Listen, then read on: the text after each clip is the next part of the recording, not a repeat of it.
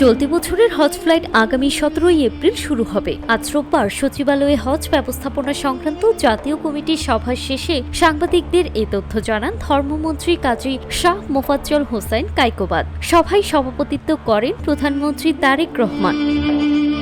ধর্মমন্ত্রী বলেন, আগামী 17 এপ্রিল রাতে প্রধানমন্ত্রী হজ ফ্লাইট উদ্বোধন করবেন। সভায় প্রধানমন্ত্রী নির্দেশ দিয়েছেন কিভাবে হাজিদের খেদমত করতে হবে, কিভাবে আল্লাহর মেহমানদের খেদমত করতে হবে। উনি পরিষ্কার ভাষায় বলে দিয়েছেন, হাজিদের উপর কোনো অন্যায়, অপরাধ, অবিচার সহ্য করা হবে না।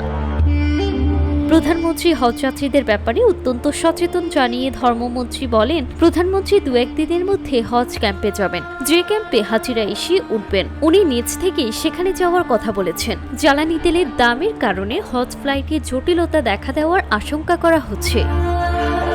এ বিষয়ে সরকার আগাম কী পদক্ষেপ নিচ্ছে জানতে চাইলে ধর্মমন্ত্রী বলেন, হাজিরা আল্লাহর মেহমান, ইনশাল্লাহ আল্লাহ সব ব্যবস্থা করবেন, কোনো জটিলতা হবে না।